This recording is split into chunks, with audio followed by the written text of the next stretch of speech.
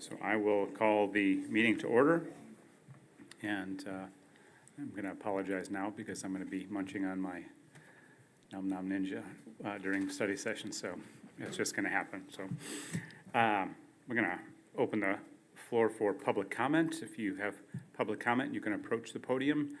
State your name and address for the record, please. Seeing none, I will close public comment and we'll open a roundtable discussion amongst council members. Does anybody have anything? Of course, Teresa. First thing, I was just wondering if we heard about that sonar test of the parking lot, if we had gotten any results back from that? No, no results yet. Okay. But once we get those, I'll share them with council. Okay. If you want to give them a timeline, go for it, Parker. No, I'm gonna hold you to it. But if you're wrong, it's gonna be you that's wrong, not me. just approximately, we were told a 2 to 3 week results will be back in, so. Okay, sounds good. The other thing was, I know that we had discussed a street millage, and we've got some kind of discussion about some of our streets coming up in this meeting, but just wondering how that's going. I'm sure we are not gonna make the August ballot, but we have another one in November. Is that an intention to have that this year? It's an intention to bring something to council by the end of this year on what the impact would be with having a vote at your, I believe there's one in March, is when the next ballot election is before fiscal year 25 starts, or fiscal year 26 starts for city council. That was it for me. Teresa, anything from you? No. Bill? No, but when is the scheduled for the parking lot back here? Is that this year or next year? So we are finalizing the construction plans right now. We have to wait for the results of the ground penetrating radar report to be submitted to SHPO so they can complete their 106 review with HUD. Since part of the funding for that's coming from HUD through a community set aside that Fred Upton got us back 2 years ago now.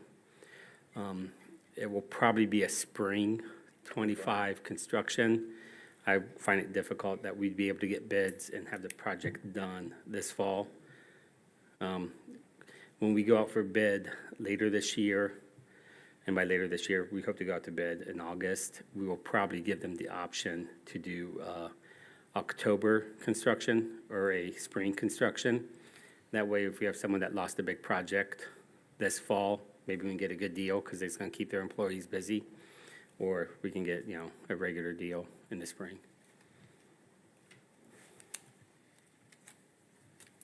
Thank you. Mike, anything? Peter? Nope. I had one, just one question, because I forgot to ask you earlier.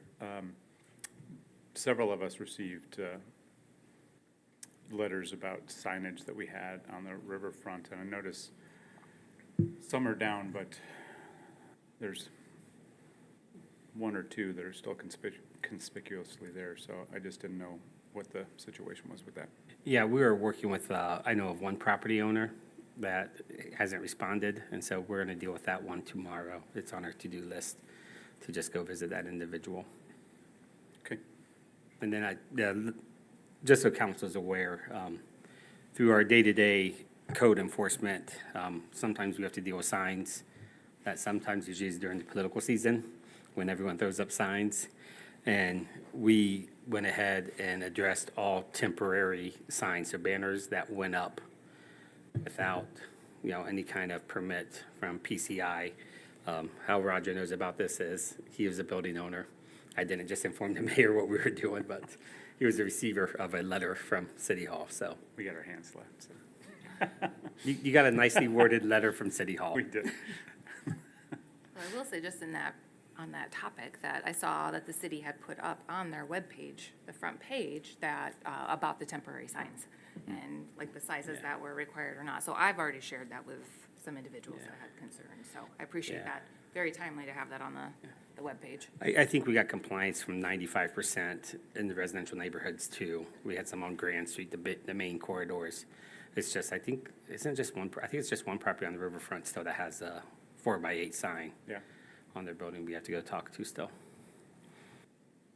yeah. They applied for a permit, they marked it that it's M1 zoning district. I'm like, this is not a manufacturing zoning district, so. It is not. All right. If there's nothing else, we'll move on to item number 4, a presentation from the Lakeshore Advantage. Thank you, Mayor. I'm going to introduce people from Lakeshore Advantage. We have Mandy Cooper at the podium right now. Sorry about that, Mandy, took me a second. We're people. Like, please do not call her Maddie. So Mandy Cooper and Jennifer Owens from Lakeshore Advantage. They are our economic development organization that the city of Allegan contracts with. They provide really the primary contact for our primary employers in the city of Allegan. The employees that make stuff here, ship stuff out, and it adds to their local, but really our national, GDP. So we've started contracting with them several years ago. I think we might be in year 3 or 4 with you right now. At least, yes. I've mentioned the council before, a local company here in town, in the industrial park, FCNA. I got to go on, not a business retention visit, but just a business questionnaire survey. And we spent the first few minutes of me being scolded for allowing a bunch of storage units in the industrial park, if you may recall. And now we have a great relationship with Brian and FCA. So with that, Mandy and Jennifer, your PowerPoint's been loaded, and hopefully that clicker works, and it does. If I just hit the right button. Correct. There we go. Well, hi, thank you for having us. My name is Mandy Cooper, and I'm the Vice President of Strategic Initiatives. Many of you have seen me here before. I think I was here last year and maybe the year before. We always try to come out and give an annual update. With me is our President, Jennifer Owens. And Jennifer and I are going to tag team just a little bit through this presentation. So just to kick us off, a reminder of who we are. Lakeshore Advantage is the nonprofit economic development organization that is contracted to serve Ottawa and Allegan counties. We recently just re-signed another 3-year contract with Allegan County, so we already have been with Allegan for 6 years. I'm really excited about the next 3 years with the county. It's been fun to see that relationship grow.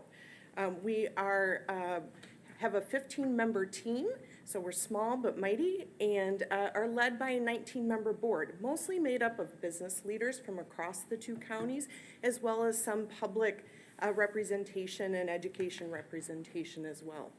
So our mission is to ensure a healthy economy here on the Lakeshore, and we do that by staying pretty laser focused on that primary business base, as Joel mentioned. So a primary employer is an employer that does more sales outside of the region than inside of the region. And there's a lot of reasons that we focus on them. The main ones are, first, they can often be located anywhere. So when we're working with a company, one of the things we're always trying to ensure is that they can invest here, stay here, continue to grow and thrive here, as opposed to having to invest elsewhere or move operations. And there's a lot of different reasons why companies might make those decisions.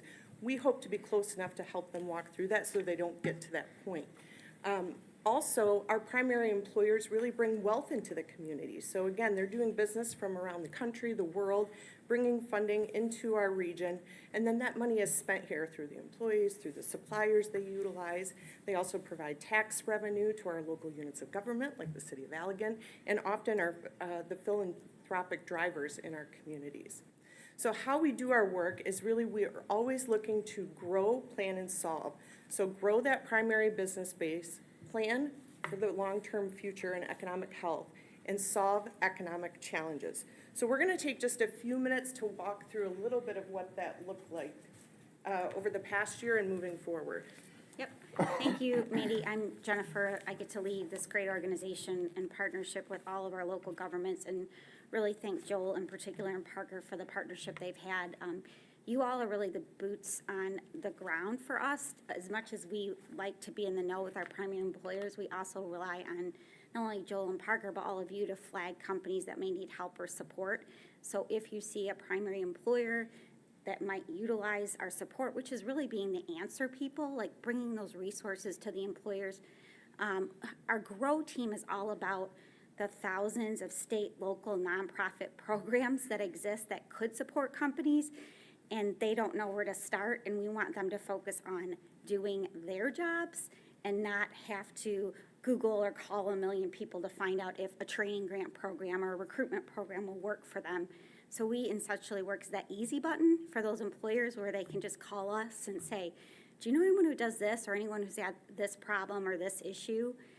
How our team is that expert is, there's 15, but we spend a lot of time face-to-face with over 150 to 200 employers every year, listening what the needs are, the challenges are, the opportunities, but also working with our state, local, federal partners, nonprofit partners to understand what they can offer to those employers and make referrals and opportunities that fit. Specifically in Allegan County, this last year, 2023, or not Allegan County City, actually, we've met face-to-face with 12 of those employers. We've had 34 different inquiries from City of Allegan employers asking us for help, support, services. The 12 are kind of what Joel talked about, is that really one-on-one structured conversation where we ask 38 of the same questions roughly, and that allows us to create our work plan every year, but also see true trends and needs in the region as a whole. For example, sometimes, one individual might say you need to go this way, and they're the loudest individual, and they have a lot of clout, and then everyone looks this way. But what we find by looking at the data, we actually look at the masses of trends versus one person's opinion to determine where we put our work, where we put our efforts, and where we really flag things to our elected officials and our local units of government that are true challenges. I would say overall, what we've heard from the employers in the city of Allegan, that they're very grateful for the city. They love the growth that they've seen each time I come down here, I see more and more great growth. The vibrancy of the downtown is really important, not only to our employers, but to attract and retain talent. So kudos to you for, your consistent commitment to making that downtown healthy and thriving. Some of the other data trends that we're seeing, about 52% of the employers we meet with plan to expand in the next 3 years. Now, oftentimes people think we work with only big companies. And actually, it's the opposite. It's companies like FCNA who need us the most, who need the support and don't know where to go. And those are those small, mid-size businesses, or even 5 people businesses that are planning to grow and expand.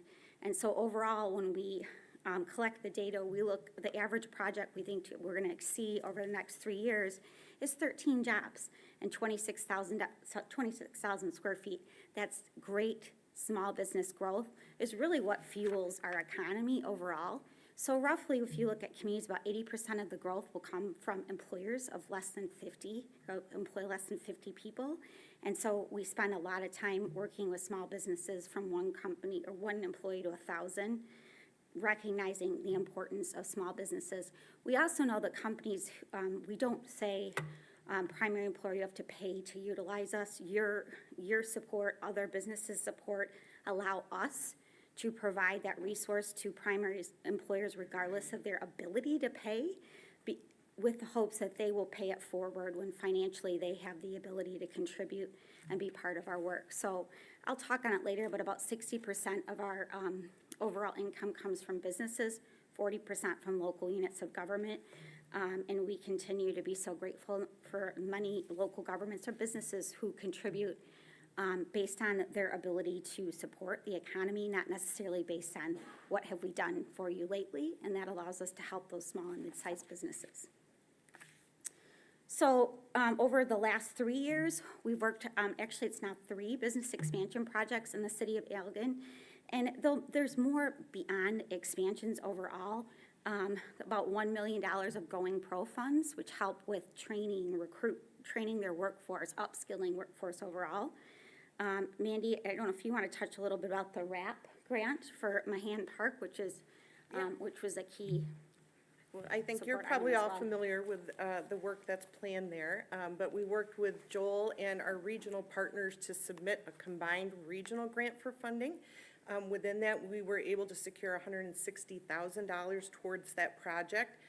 We are still in the administrative phase of getting those contracts finalized, but we've heard really strong indications. Joel, heads up, those are coming soon, which is exciting. Sorry it's taken so long. Yeah, it's taken a bit, but again, just an example of grade A regional collaboration, including with Joel and the city of Allegan and our other communities to say, hey, we believed we were gonna get more funding if we worked together, and truly that's how it ended up. So excited about that. Yep, and oftentimes we're looked to by the Michigan Economic Development Corporation to administer programs as the local economic development corporation for these two counties.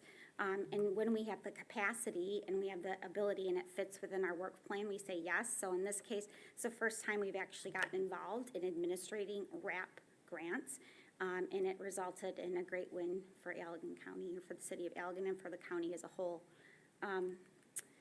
So as we look forward, where the growth we think we will see overall, these are three key industry clusters that our team is really laser focused on over the next 3 to 5 years.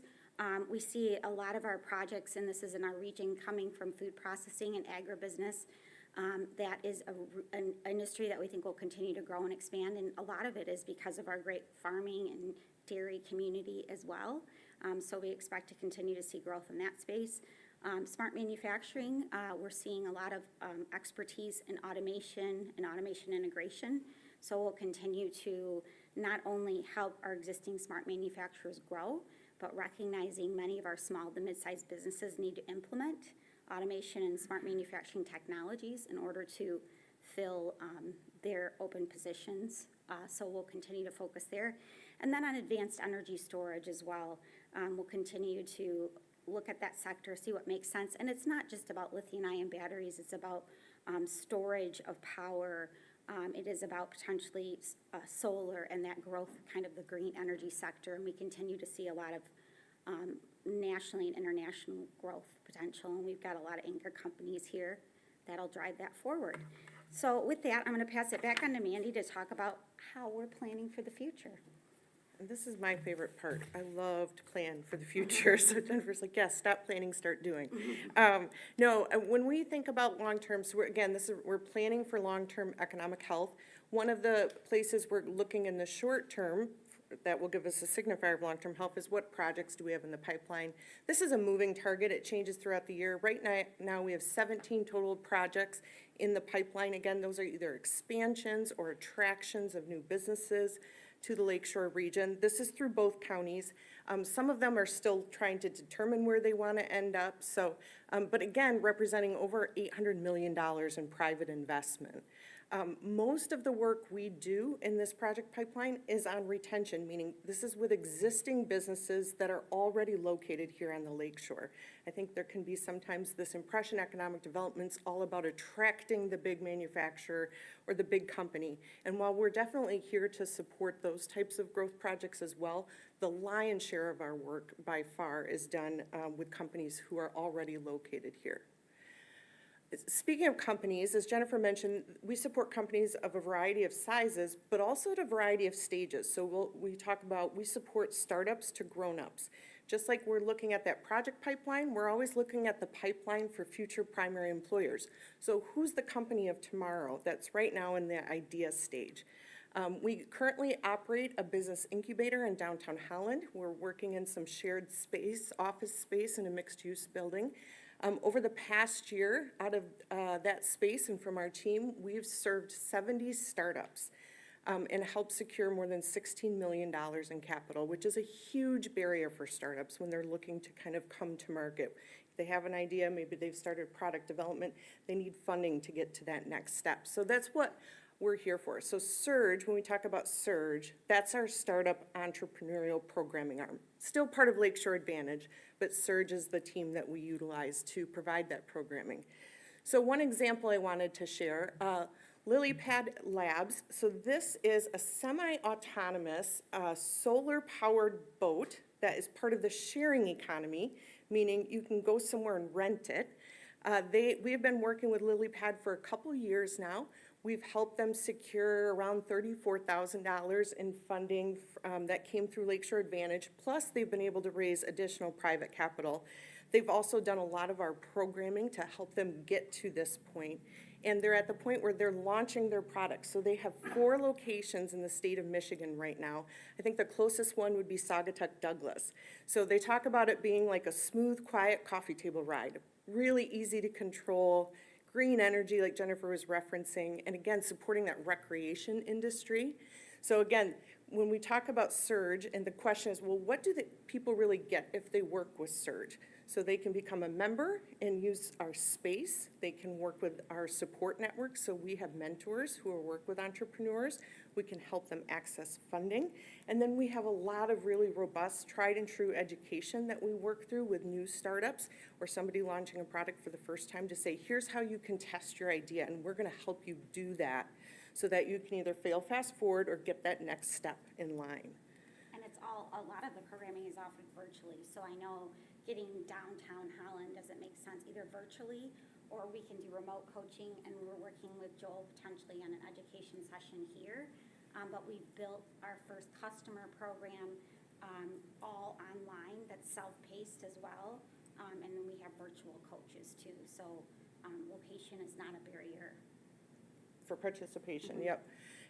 So as I mentioned, right now we're in a shared space. This is progress on our very own project, the Next Center. So this is a new facility being built in downtown Holland. It is located in a smart zone, which means there's tax incremental financing that is being used to support this project and the startup programming that will be conducted here. This project has received extraordinary support from both the public and private sector and is fully funded at this point for the next 10 years with operating expenses included. So when we talk about Lakeshore Advantage and funding for Lakeshore Advantage, this is actually separate funding that's being utilized. So we always want to make sure we're clear about that. And again, that's part of the reason it's located in the city of Holland, because it needs to be in that smart zone to qualify for some of those tax dollars. We'll house that incubator, as well as Lakeshore Advantage headquarters will be located here. It's around 20,000 square feet. We'll have room for 50 startups, learning lab, lots of great amenities, and we sure hope you'll come and visit us at some point and check it out. But to Jennifer's point, even though this is the physical location of where we'll be the hub for our work, a lot of what we offer is available either hybrid or virtually. So one of the upcoming events that I wanted to share with you is a Surge Summit. This is the first time we're hosting this. This will be in the city of Holland, and it's going to be a place where entrepreneurs and innovators can come together and share lessons learned, make connections. So we have a lot of innovation happening here on the Lakeshore. Not all of it is starting in the entrepreneurial community. Sometimes it's R&D in bigger companies. Sometimes it's established organizations. But trying to put together a venue where we can have everybody come together, make those connections, and share best practices. As Jennifer mentioned, we're also in conversations with Joel about potentially saying, how can we maybe make some of this education available here in the city of Allegan? Later this fall, we have a program called Boost Camp, which is for new entrepreneurs who have an idea but need to help develop that idea and test it before bringing it to market. It's a 10-week cohort, and it's almost all virtual, so we're going to talk with Joel about how can we promote that and encourage anybody who wants to participate in that to get connected with us as well. And then finally, when we talk about plan, we are engaged in more, and by we, our Lakeshore Advantage team is engaged in more than 30 different boards and committees. We bring the business voice into venues where sometimes our businesses may not have a seat at that table, but we are always there to represent what we've heard from them. Some examples would be the West Michigan Regional Planning Commission.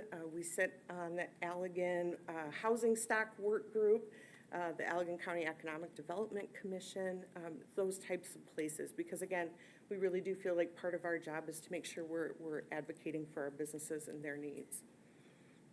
Cool. So we're landing the plane to the last one, which is solve. Someone asked me, like, what's a typical day in our office? And as much as I would love to say every day is the same, well, I wouldn't love that because I don't love every day being the same. There is no typical day in our office, and so our team really has to be proactive to work to solve challenges that come at us that we can help with as well. So solve is not only looking at the challenges, but also looking at what aren't issues right now but could be. And one that we've looked at for a long time and are close to coming up with a solution is industrial site readiness. So on average, the vacancy rate for industrial buildings in this region for like the last 8 or so years has been about 2%. We've seen very little speculative industrial buildings constructed because it takes a while to get those buildings filled. And quite frankly, a lot of developers built buildings way back in the Great Recession, and it didn't go so well. And so we've been working with the Michigan Economic Development Corporation on shovel-ready industrial sites. So these are sites that are owned by one owner that have a virtual, like, potential manufacturing building on them, and will allow us to encourage not only growth from outside companies, but allow our existing companies to grow up into. As Mandy mentioned, our companies do have choices of which to locate and to grow, and our competitors from throughout the U.S. are regularly knocking on their door. I was recently into Hayworth, and the state of Georgia was walking through, and they actually provide furniture to the state of Georgia, and one of their requirements is they get to visit with the CEO every year. And every year, the state of Georgia makes a pitch to Hayworth to relocate their facilities, to invest in that community. So we have to make sure we continue to be competitive and that there's room for companies to continue to grow. And that's just one of many states and regions who would love to attract many of our manufacturers here. And so we want to make sure ours continues to be a choice. We also are working really hard in the talent space. One of our key initiatives over the next year is really trying to understand what young people want, not only from employers, but also in a community as well. So we'll be embarking on a research effort with Hope's Frost Center to really do one-on-one surveys in a very structural basis to 25 to 35-year-olds to ask them what they want from an employer, what they want from a community, what do they love about their communities, what they wish their communities would have more of. And we'll present that data to all of you as you look to continue to grow your community, but really bring that young voice to the table. Because I can tell you, I'm a mom of 3 teenagers. What my kids want in an employer and a community is very different from what I want. But they are the future. They do have the numbers, and we want to make sure we continue to make our communities be a choice as they look to grow in their careers. We also connect our HR leaders together for best practices and serve as that connection point. We work as part of a child care coalition as well. Child care continues to be a barrier as well to get people into the workforce or keep them stable in the workforce. And so, Mandy, I don't know if you want to touch base on Child Care Coalition and any of the efforts there. Yeah, so that's a combined effort between Ottawa and Allegan, ISD and Educational Service Agency. So they received a $75,000 planning grant to do some work, and they're working on putting together a child care dashboard that will show where all of the child care currently is.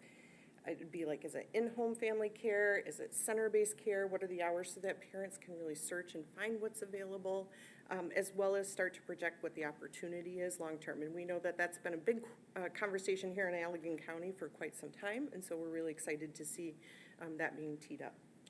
I had a friend who recently relocated to the area unexpectedly with 2 young kids, and she started calling centers and asked for availability, and 3 of them laughed at her and said, we don't have availability for 2 years. And so we want to make sure if people choose to relocate and they have young kids and they need childcare, that that's an option. And so I think that portal will really take some of that frustration out. She did eventually find something after a long time, but it wasn't the ideal center. It worked for now. And so we want to make sure those moms all have the ideal centers going forward, moms and dads. So our ask for you today is to continue to maintain your support in us and potentially look at growth. As I mentioned, it's a 60-40 split for us. The growth that we're asking is primarily an inflationary adjustment. The majority of the cost of our work is our team and our staff, and as you know, wages have gone up significantly. The cost of living in the area has gone up significantly, and so we have asked all of our local units of government to consider an increase in support. So last year you provided about a $6,200 investment. And this year, we're asking for you to consider a $10,000 annual investment, which is really based on your workforce and your industrial property tax value and communities that are similar to you and what they're giving and supporting. We think we make a great investment. Our team continues, I'll go back one, whoop. For every dollar that's invested in us, we brought about $1,800 back in private sector investment. So we hope you will continue to invest in us and our work, and we really appreciate your partnership. So with that, I'm open to any questions.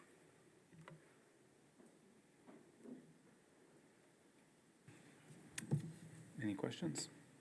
Peter, I'm certain you've got questions. No, I don't have. Oh, okay. Come on, Peter, give me something. No one? All right. So just real quick from the city manager, there is extreme value in this relationship from my perspective. I mentioned and I retell the story about FCNA, but there's also working with Tantric and their canning and distribution that they want to get into. Perigo, the city's largest employer, sits on the board of directors for Lakeshore Advantage. When Allegan County was looking into this, several years ago, I reached out to a few people and just shared my 2 cents. When it comes to arenas like economic development, you can't go on it on your own. You can't be an island. We are fortunate that we have Lakeshore Advantage just up the road from us, but they are here in Allegan, regularly. I connect with Mandy regularly on a quarterly basis, but we probably email each other several times a month just on issues, items, most recently with this surge idea. And I'm trying to figure out how do we do an innovators fair and introduce, people who have a crazy idea to the resources that they have. If you look at what we just accomplished with our bicycle rack design with the tech students, I want to find a way to show them this pathway. I don't talk to Peter too directly to his face, but, Councilmember Hands' company falls in line with the work they kind of do. They promote, they connect. So I see a opportunity here. When we look at the increase, I knew it was going to be 10,000. The budget you just passed, we pay for their services out of the city manager's contractual services. We set aside 90,000 this past fiscal year that just ended June 30th. We ended at 75,000.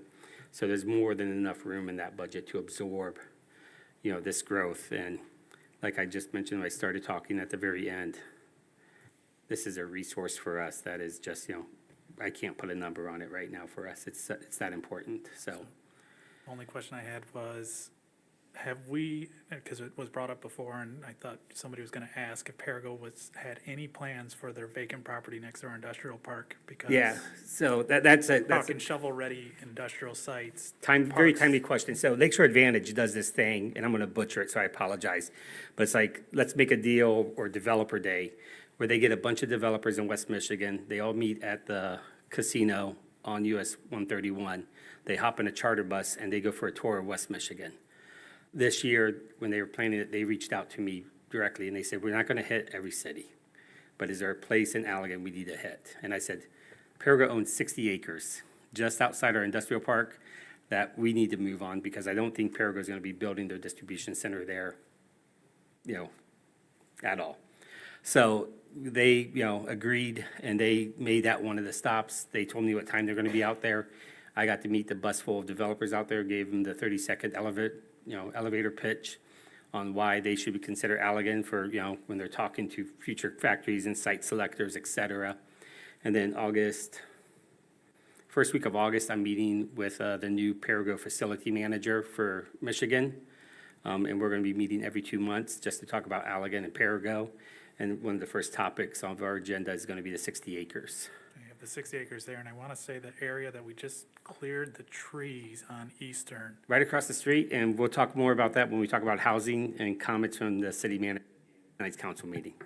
Because those trees are growing already, and I prefer if the property got developed instead of just have to chop down trees again. They're gonna get bushwhacked this fall. All right. That's Yeah, on the and schedule. If you can help at all with that discussion, let us know, Joel. Yeah. So we're always there to have your back or support you, but that sounds, I was aware, but I just wasn't aware that the 60 acres might be up for grabs. I would say Yep. that would go very quickly if Yeah. they're interested in. Yeah. With a And- keyway into our industrial park. And then Dan Wedge from the county, because the county is a big supporter. Him and I talk about economic development opportunities, and he constantly reminds me, the farm field to the north of the industrial park, was purposely identified as future growth as well, and that's why they have a right-of-way between the county transportation building and that, I'm just gonna call it the blue roof building next to it. Dan goes, Joel, don't forget, that's also another area you guys can expand. And so we see some opportunities to grow our industrial use and maybe get job creators out there and not storage sheds is our goal.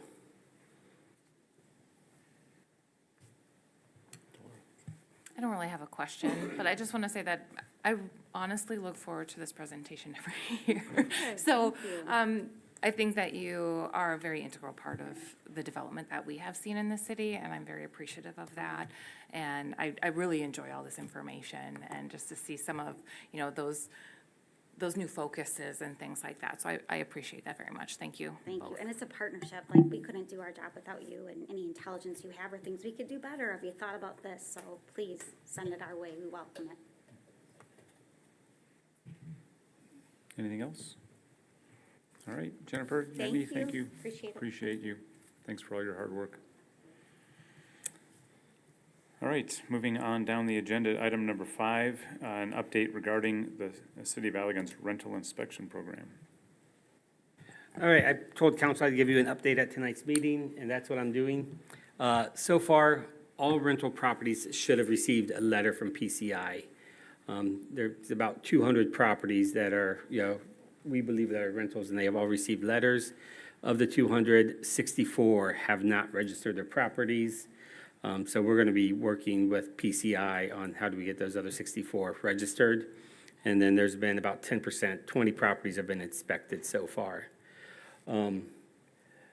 They do, this is a answer to Councilmember Redding, even though he's not here this evening, they do an inspection on every property, even if the property has been inspected by another agency such as HUD, On Point, et cetera.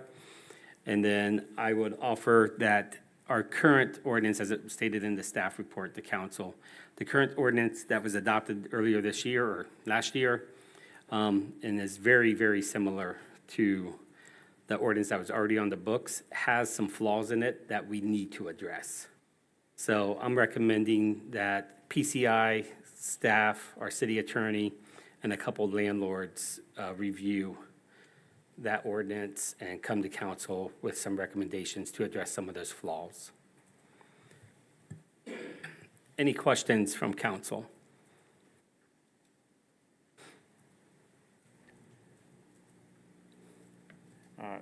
Just a quick question about the fees for each landlord. I know we had a question, an email from a rental owner about you have to pay a fee for each of your buildings or just one? So those are one of the things we're going to talk with PCI and the landlords on, is how they assess those fees. Is it per property, per building, per unit?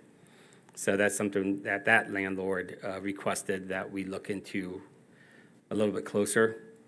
And then just the process, you know, the letters are going out with, just like all other PCI letters, they go out saying, hi, we represent the city. And some landlords have said, how do I know you represent the city? So we need to probably figure out a different communication, you know, for path forward with that. You know, maybe put it on city letterhead, have contact information, you know, contact City Hall if you have any questions about the letter you received, you know, to check the validity of the letter. I can appreciate why someone would be confused on that. Yeah. A lot of people probably haven't heard of PCI. The other thing we've run into is the way we generated the original list was, is it residential, yes or no? Does it have 100% PRE, yes or no? Surprisingly, there's quite a few owner-occupied homes that don't have 100% PRE. And so we are sending them the forms they have to fill out to qualify for the PRE, which is that principal residential exemption, so you don't pay that 18 mils. So we are working with those homeowners, trying to give them a leg up and trying to help them out there. And then we have had some inspections where there's some significant health and safety issues that we're able to get corrected, you know, through this program already. So we're happy about that. We're satisfied about that part. Yep. So the most important thing, what I hope council gets from this is we've identified and we have sent out letters to all the properties.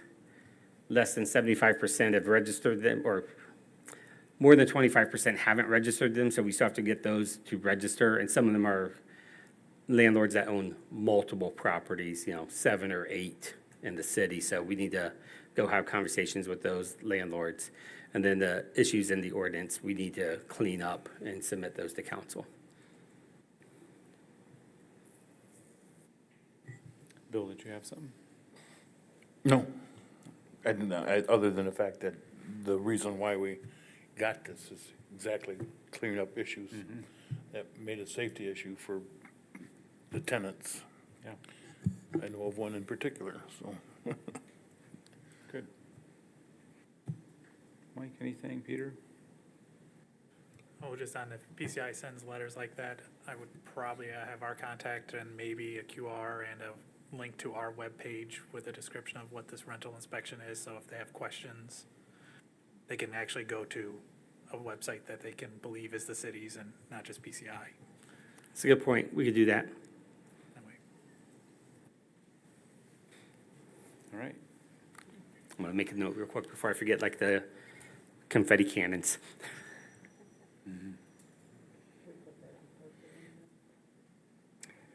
Thank you. All right, if there isn't anything else regarding the inspection program, we'll move on to item number 6, update regarding the property located at 201 Race Street. Yeah, so City Council, you received my report on this property in your packet. And I'm going to start off with, I apologize that we're discussing a property during the meeting, but I need, since this will be the first project like this for the city, I need to make sure council's comfortable with the full direction we need to go. 201 Ray Street is located between Main Street and River. It is lacking several building components or conditions that makes it unsafe. The city's been working with the property owner for a couple of years now, trying to get them to address some of the violations that we have there. As you can see in this picture, the garage door is boarded over. The siding, what I'm gonna call that middle set of windows, is completely deteriorated and holes are punched in those areas. The porch that you see there is, the roof is completely caved in and collapsed in that area. And you can see the brown and gray tarp on the top of the roof. This was a winter picture. You can see the condition was no different. This is a winter picture from a different angle of the property. Again, complete deterioration. These are pictures from the inside. No floor coverings, no covering of the plumbing. Health and safety issues are pretty prevalent in this interior of this house. The violations include peeling paint, sagging and deteriorating roof that is tarped, collapsing porch. The foundation is cracked and broken. There are interior structural deficiencies we've noticed. We continuously have issues with unlicensed vehicles here. And we have junk in the yard that we are continually, having to deal with through blight. This winter, the property was utilizing a gas generator to supply electricity. That spurred several complaints, both to the city and on social media regarding this property. Earlier this year, the 57th District Court ordered the homeowner to obtain all permits within 10 days to rehab the existing blighted structure. And if the owner fails, then the city is authorized to demolish and remove the blighted structure. The property owner lives in the Kalamazoo area, between Kalamazoo and Battle Creek. The property owner has not taken any action as laid out by the court in that order. The tenants, the people that occupy it, are relatives of the property owner.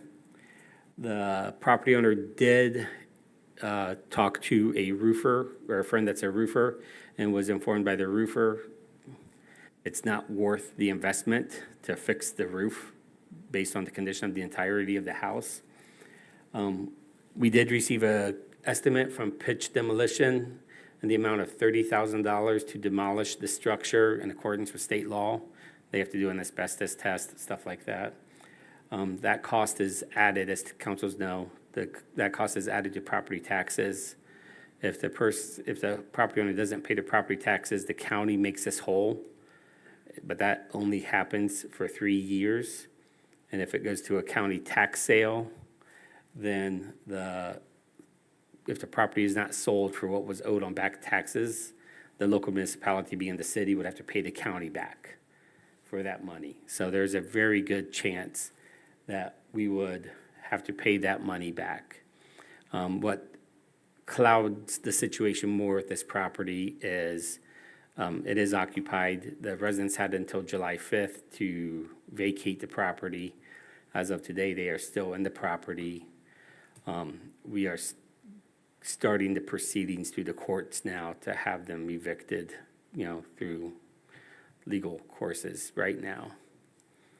And then before we go through that whole process, I need to make sure council is comfortable with this action. I'm not gonna say all, I'm not gonna speak in certainties. 3 to 4 of the neighboring properties complain about this individual property on a regular basis. So,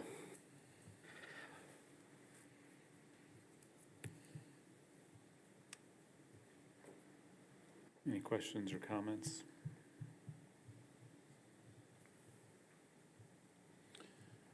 This property's been on my radar for years as far as being blighted. I don't want to see someone lose their home because they can't physically take care of it. I did not know this was a rental. And so that's another landlord situation where the landlord is not taking care of the property. It's a tough one.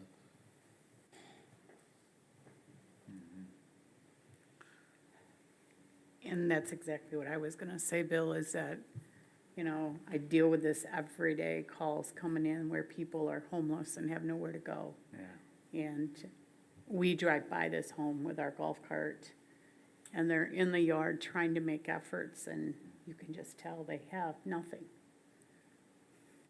It's a very sad situation. And on the other hand, I don't want them to be unsafe. I don't want them to be unhealthy. I don't want them to sit there and live in that type of situation. That's not fair to the individual either. It really is a tough one. and then the other thing, just be the devil's advocate, if you choose not to take action on this, then you set a precedence for every property. Correct. That, we say, hey, you have a broken front window, you have to replace it, and they say, that plastic sheet's good enough for us. We can't afford the $200 window. It is a tough one, I understand. That's why we need direction from council. How many years have we been citing them? Since 23? The beginning of 2023. Yeah, so we're into well over the 18 months probably into, talking to them, trying to reach out to them, make connections. Specifically, I think my first notice was dated January 25th of 23. The sad thing is I can remember that home when the upstairs was from a very prominent individual of our community, and the downstairs was rented out by another very nice person. And they were a nice home, and it just saddens me to see this happen. When we moved to Allegan, when we were looking to move to Allegan in 2008, we actually went through this house. And the house it's a cool house, but even then, so what was it, 16 years ago, even then, we were like, there's way too much work in this house too much money is gonna be put into this house, so another 16 years of deterioration.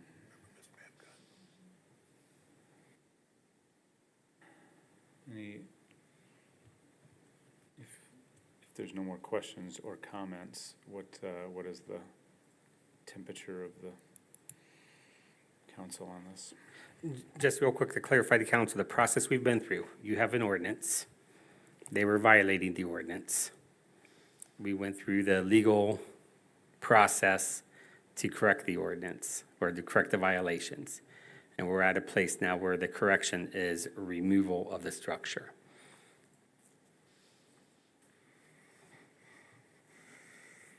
We don't, as far as I'm concerned, we have no choice. I mean, we have to follow through with it. That's my opinion. Sadly, I would agree.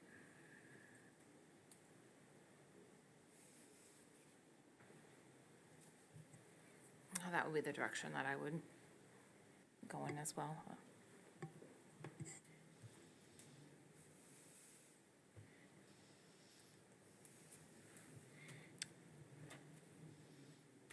Do we have a fourth in favor? They've had notice, they've gone through the court process, they've had due process on it, they've had ample time. I see the court orders from 3/19 of '24. We were citing them all the way back in '23. This is not like out of the blue, we're gonna come take your property. This has been noticed, it's been a judgment, so I'm fine with following through. It just also sucks that it's gonna be $30,000 that we're probably not gonna recover ever, because it'll go, so make sure we put that in our budget for 3 years out from if that we have that already in there, that we're probably gonna have to pay it back, or it's just at least a section of it. Because unless if, after we do this, they actually decide to build, or sell the property and build and take care of the taxes, it's probably gonna go to tax foreclosure, because they're just gonna not pay the bill. Are you good if we have an open discussion at the council level right now? Yes. Okay, so one thing this popped in my head that I will do is I will reach out to the property owner. I mean, the house is not safe as is. It has to be taken down. Bad thing, it is not safe. But if there's an opportunity for the city to acquire it, take it down, and then turn around and get it built and get that property productive again, so it's not sitting vacant for 3 years as taxes aren't being paid, is there a stomach for council for that? Yes. To try to recoup that cost? I'll look at options. I mean, this eviction process is going to take a while, as any landlord would tell us that had to evict somebody. We are at the very beginning stages, so I will see what I can. I think you're aware of all the Options. options that you have, Joel. I would look into those and then report back to us as Okay, what those are. I can do That's it. Would be, Yeah. what you just mentioned, that's very appealing to me, so. And fully understand this is a tough one. That's why that court order was, as Peter said, several months ago. Yeah. And we didn't sit on it. We were just hoping as we talked to the people that they'd say, okay, we can figure out, a path forward, and they just could not, which is unfortunate. And we had the Habitat, but you said they had a roofing inspection and they felt it's so leaked on Yeah. that they really would need a complete. Yeah, that Habitat program is gonna start in a couple of months. I think the maximum grant's 40,000. And that's not gonna touch No. all the needs that are in this project.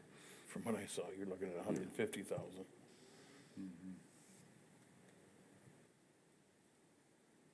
All right. All right, we'll come back to you, but we're gonna keep the train moving forward. All right, thank you. So we'll move to item number 7, a presentation regarding the PACER ratings of the Allegan City roads. All right, I'm gonna ask Doug and Tony to come up to the podium, and we are gonna kind of take turns talking to council and answer questions.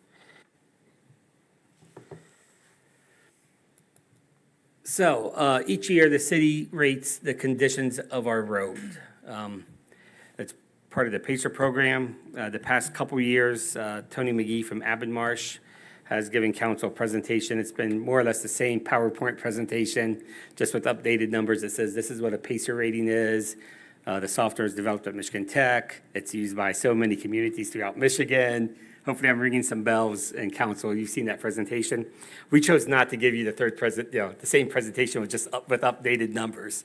So what we have is what I'm calling a PACER rating process and draft street improvement plan. I want to be clear, we are just talking about street conditions. I know several of you will want to talk about the water and sewer pipes beneath the streets and how we need to address those if we're going to redo a street at the same time. We are fully aware of that, but this is just talking about the surface above. So we are still waiting for the water and sewer condition map to be developed. The total estimated funding that's going to be needed per this draft plan is about $4.7 million over a 10-year period. That works out to roughly $478,000. Road improvements, what we mean when we say road improvements, we're talking about crack sealing, mill and overlay, or if you hear me say it, I say mill and fill, because that's the way I was trained as a young buck in this field. And then full reconstruction, that's where you go down all the way down to the base and you replace, the base and the asphalt. In your packet, you got our 2024 PACER rating map. Orange and red are bad conditions. Yellow and green, yellow and green are good conditions. So the darker the color, the worse. The lighter the color, the better, all the way up to green. You can see the downtown streets that we just did this past year are that dark green downtown. So those are the best conditioned streets we have right now. In your packet, you received proposals for the draft road maintenance plan for each of the next 10 fiscal years. So FY '25, 26, 27, 28, 29, 30, 31, 32, 33, 34. And this is the final one from 2025 all the way to 2024.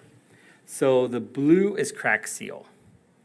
I'm going to repeat, this is a draft road maintenance plan. So maintenance means we want to maintain our roads. We don't want to improve our roads, then not touch them for another 25, 30 years when we have to reconstruct them all over again. So when you go through those individual years, you'll see a lot of roads that have crack seal, and 3 years later, we're crack sealing the same road again because we want to maintain it at that level. If we ignore it, it falls off and falls down real quick. There's a question I had to, or actually Doug Cosman had it earlier. He's like, Joel, see the same road every 3 years. I'm like, let's find out what that means, so. Yeah, what that is, that's a strategy set up in the road software.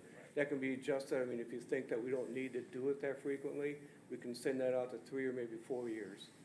And the cost for the projects came from recently received city bids as well as recently received Abonmarche bids.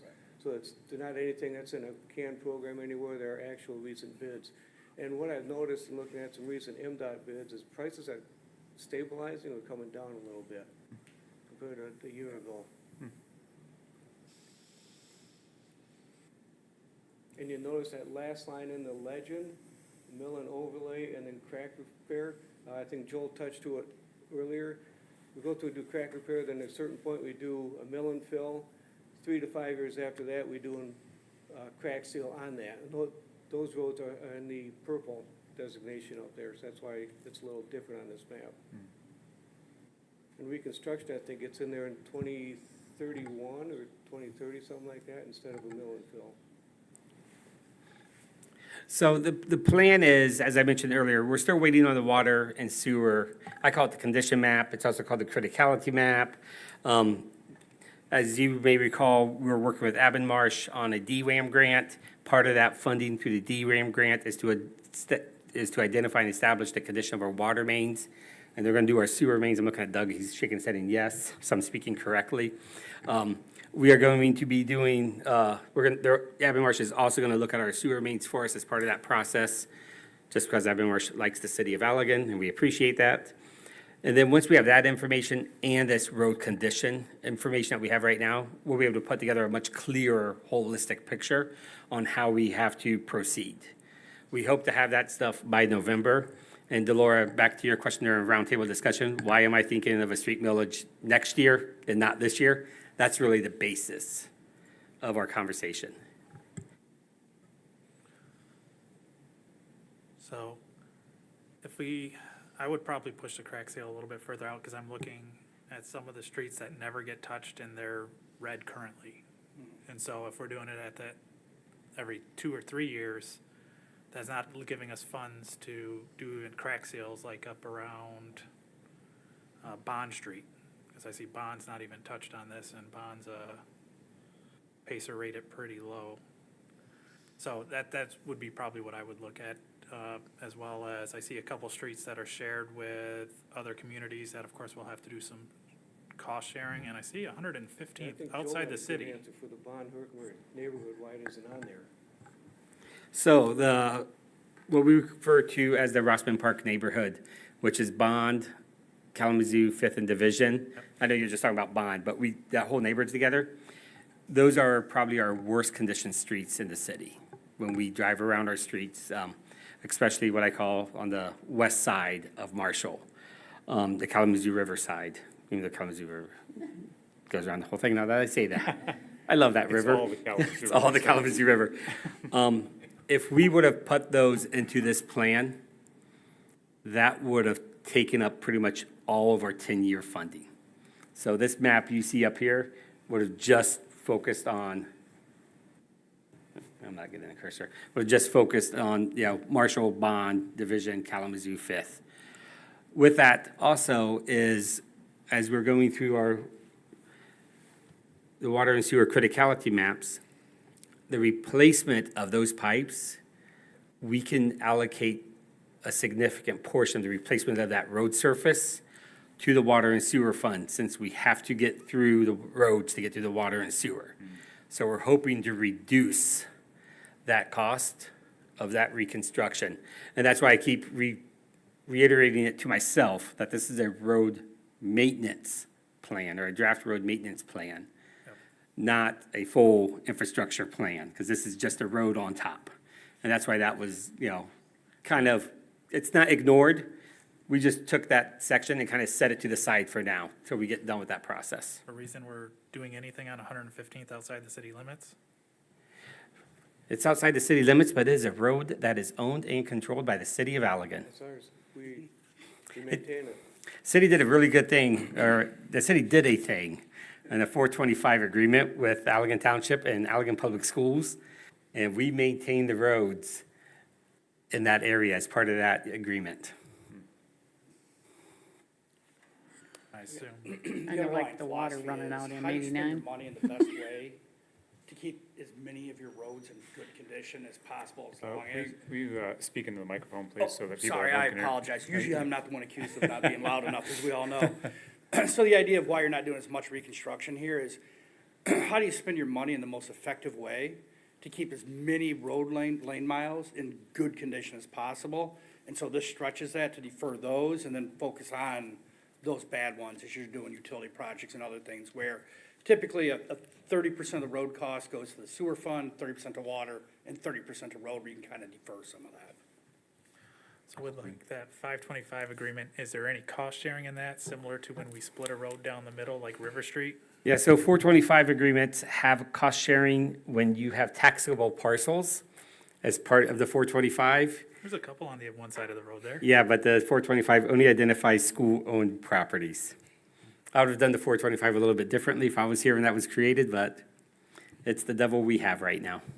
Yeah, so I assume it looks good. The only thing, like I said, was I would probably push the crack seal a little bit further out, so maybe we can get some more lane miles and keep the Pacer rating up, maybe. I don't know. I would just look at it to see if it would cover more. That would be the only other thing to kind of look at, is at the end of this road maintenance plan, is there a kind of map of what we would think the projected Pacer ratings of these roads would be at that end of this whole thing? I know because you'll be able to probably tell, hey, if you look at a road and it deteriorates over time, where is this thing gonna go down to in 10 years? And based on what we're doing, where is this gonna put the map at?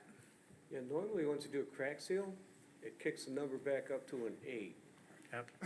until it gets down to 7 or 6, something like that, and you crack seal again, it goes back up. Reconstruction and mill and fill will move it automatically up to 10, stay there for a year, and So I didn't know if, like, based on the final 10-year road maintenance plan, where are, if we could take that same kind of first overlay and say, where would the roads be at the end of this? Because if I have to sell this as a millage, I need something to sell it as. 500,000 was what percentage in the old thing at good condition? Sorry, I can pull it up real quick. Yeah, I'm not gonna pull that off the top of my head, Yeah. because someone will prove me wrong when they go and look at that old PowerPoint. I'll pull it up, and I'll send you an email so you can distribute it, but yeah. So you know what you have in good condition now and what you'll have in good condition in 10 years. I think that's what you guys are looking for. I can give you that number.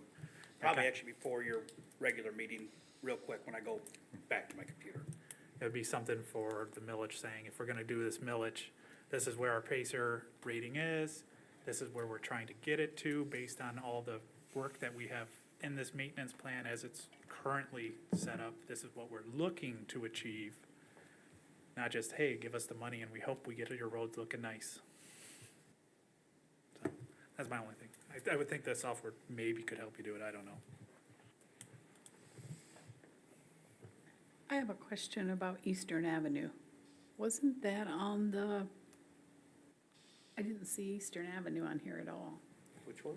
Eastern Avenue. Eastern Avenue. Between M222 and, actually all of Eastern from Hooker to, So it is not listed as a road, that road soft identified for us to crack seal or do any work on. no. And I thought I thought that we had talked about doing that. We do have a grant in to MDOT. We've been applying every year, trying to get some money to redo that. Yeah. It's one of those ones that we're trying to grab some extra Yeah. money when it comes available, but. Okay. So we have. That is we- definitely yeah. a one. So we have certain roads that qualify for certain grants through MDOT. So we are constantly applying, because if we can get lucky and snag that, a grant to help do that road, that structure, then that's what we go for. The roads you see up here, most of these roads are residential roads that MDOT does not throw money at. They rely or just ignore and tell the locals, you have to keep your own network up to snuff. Okay, so with that being said then, this is really not true numbers to what our streets would be in the city of Allegan. If we're excluding this area and this area and it's not a true, It's built to a budget. It's like, okay, if we have 500,000, just using round numbers, if we have $500,000 a year, how do we best spend that $500,000 to get the maximum amount of lane miles maintained in a good condition? The needs far outpace this $500,000, to be clear, of your road system. This does not do everything. It just manages what you have a little more effectively by giving some more money to be spent on maintenance, so we're not always build, fail, reconstruct. If you think of the typical thing, it's build, crack seal, thin layer of an overcoat, mill and fill, run that out, crack seal a few more times, and then rebuild several years later. Which, if you can do that, you actually spend less money on those roads over time. So this doesn't address everything, to be clear. No. It's just, if you have $500,000, this is how to best spend it to maintain the maximum amount of roads in good condition. Does that address your question, or did I miss it? it does. It's still, in my mind, it's not true. Like, we can't say this is the Pacer rating for the city of Allegan because it does not include all of the city of Allegan. Well, I don't think they presented it as, this is the Pacer rating. Peter was asking what it would be. No, I was but- asking what, if you were to do this, where the Pacer Yeah. rating would kind of be at for the roads that we addressed. And knowing that those other roads now that Eastern, hopefully we could get a grant there, but. I the understand bond that, but what I'm saying is, this is not true numbers only for these streets. Yeah. It's So, not. so in your packet, there was this map that's on the screen right now, the 2024 Pacer rating. So this does show all city-owned streets and what they're rated. So you can see Eastern starting at, Hooker going north. My eyeball says that has a rating of a 4 right now. So if we would focus on Eastern with this, 4 is somewhere where we're gonna probably do reconstruct. Mill and fill? Okay, so we could mill and fill Eastern, that section. but the length of that is of such, we wouldn't be able to do the other streets in the other neighborhoods. It would take a majority of our funding. And so that's why we're trying to, spread out the money to, as many neighborhood streets, local streets as possible to pull this off. And that's a conversation that we're gonna have with council when we come back in November. And I did find that PowerPoint from last year.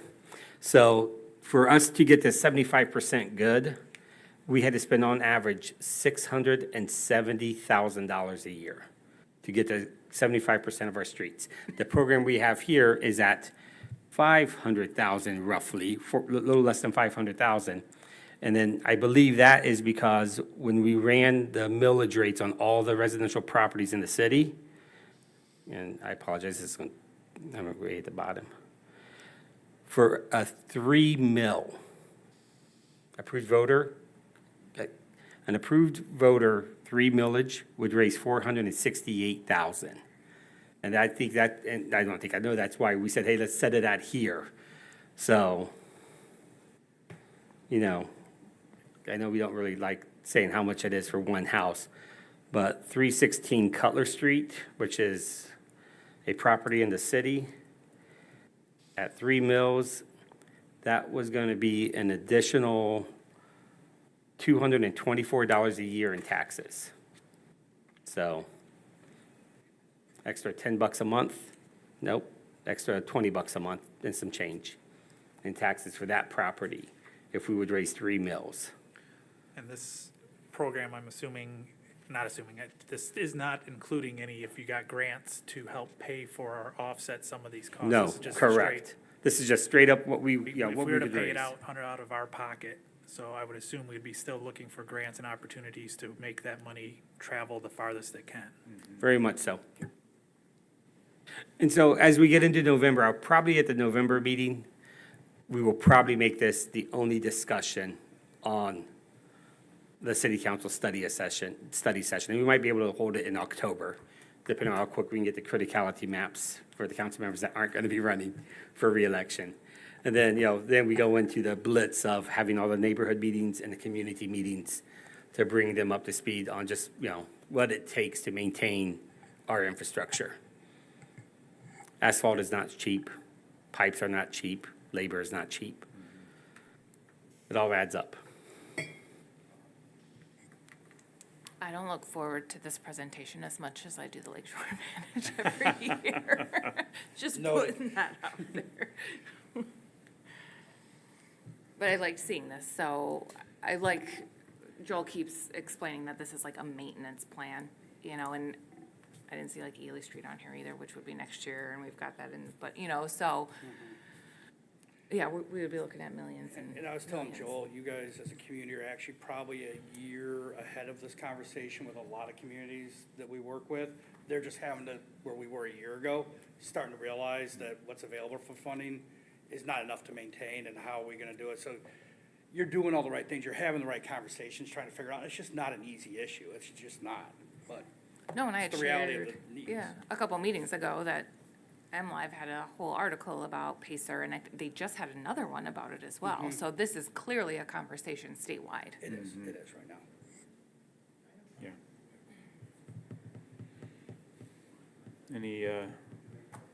Anything else on this? I know it is difficult because we're dealing with a finite amount of money. Somebody's left holding the bag, somebody's like, well, what about my street, or what about this? We try to do the best we can and backfill where we can.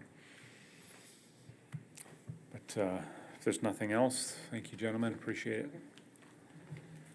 We'll move to item number 8, review of the Booker funds awarded to the city of Allegan. Joe, Doug. Joel asked me just to bring a brief discussion to council on where we're at with the Booker funding and the DWAM grant. He covered a lot of the DWAM grant already on the PACER rating, working on assessing of the water system to overlay maps on that. DWAM also provided funding to investigate and identify 20% of our unknown services as to material. That's been done. They'll be submitted to the state in a report by October 16. The Booker funding, city had $3 million to replace lead services. Initially, some of that was bid out and contractor did it. Contractor replaced 77 services. And to date, the city has replaced, sorry, did I? 136. Yeah, 77 of those were replaced by the contractor, and The city's replaced 136. thank you, Joel. You're welcome. Lost my place in my notes. So, you know, the average, the benefit of the contractor is they have a lot of people, they can get it done in a hurry. City staff, we have less people, but we're replacing services at a much lower cost, going against the funding that we have. So, right now, the funding is available through October 31 of 2025. The state has said if we need an extension, we can ask for an extension. I don't know, how long after that would be or not, but, we're continuing to work on replacing services. So, any questions on the Booker funding or replacement of services? Just real quick in summary for council, things are going very smooth, from my opinion, with this whole program. Very fortunate that the city was able to secure so much state funding to address lead service lines, which is what Booker funds are to do. And when you look at that cost per service, the city doing it at, $4,027 compared to 16, when they're doing it, we are making the public dollar go a long way, in my opinion, by doing it in-house, and it's been a good program. What's our total inventory of lead line services that need replacing? The total, we initially estimated between 1,100 and 1,300. October 16, the report we need to submit, that's what the state is calling the verified inventory list.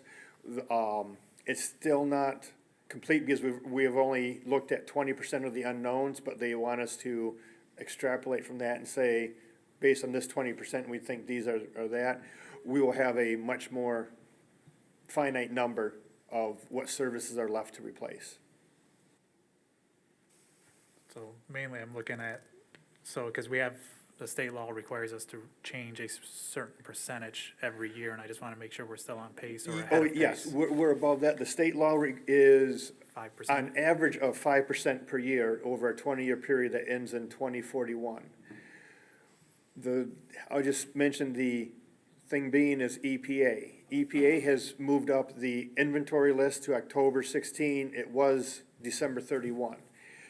There is talk at EPA and the federal government, they are going to mandate that all lead services be replaced in a 10-year window. Personally, I half expect that to be enacted before the presidential election this fall. Something that they want to get passed. So if that happens, instead of 2041, we'd be down to 2034, 2035, that we'd have to replace them all. But what we have got so far, we are probably 25% replaced. By the time you figure in what we've done with Booker funding, the 50-some we did with the downtown rehab project. So we are well on our way. The upcoming project of the Rossman Park neighborhood, hopefully around 2030, 31, that will replace a good portion of it also.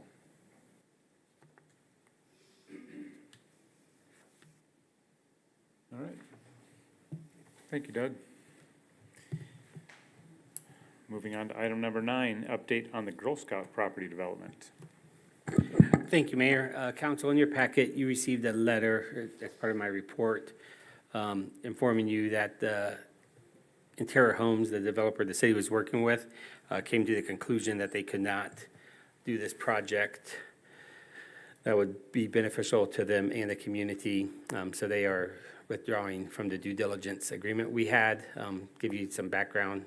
You approved the due diligence agreement back in April. The developer worked with city staff.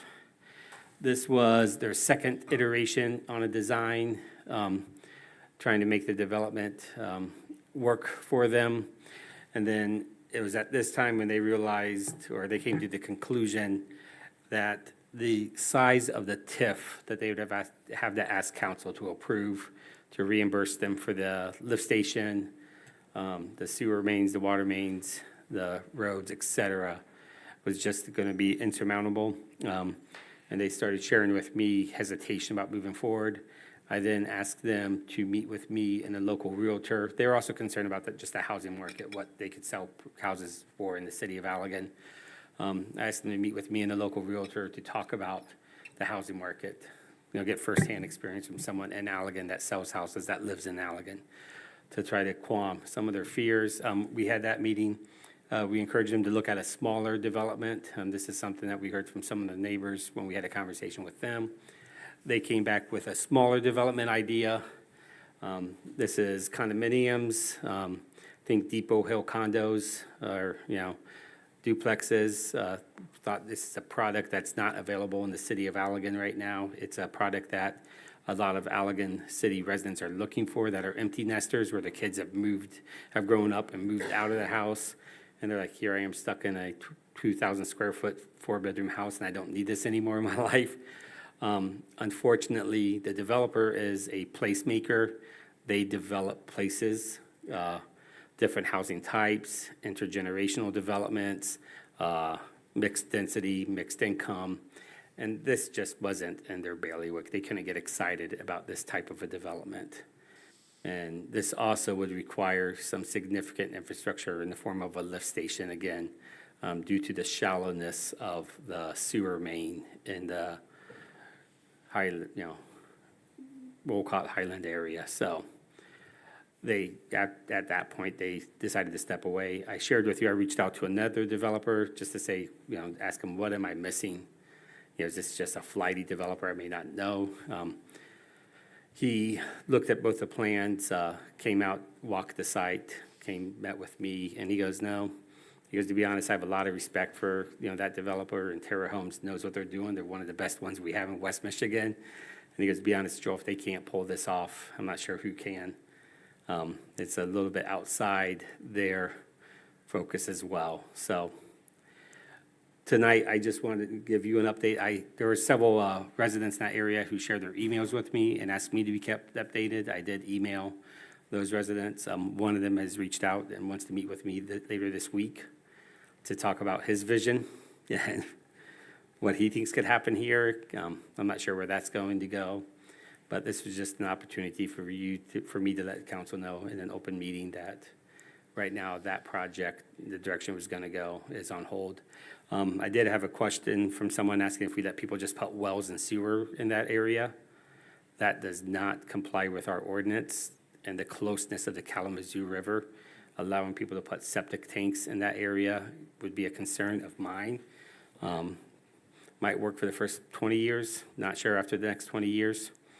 And your ordinance does not allow that, and you'd be opening up a can of worms to other people who would say, I don't want to connect to the city system, just let me put a septic field, in my backyard. Any questions?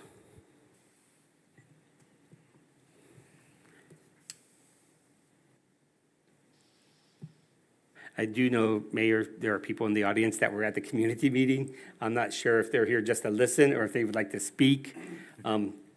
They can speak during the regular meeting too, during public comment, which starts at 7, or, you preside over the meetings, but I did want you to know that, just in case. I recognize them. Okay, I thought you were also at the community meeting. Yes, you do. I can talk now or later. Whichever you'd prefer. Get it out of the way. Sure. We typically have a 3-minute timer, but we're not prepared, so we can't hit the start button. So. That's right, it won't take 3 minutes. All right. I'm Matthew Pivovar, I'm the trustee on the property that is in my mom's trust. It's on the Riverview Park Drive, the private drive that's off to the side there.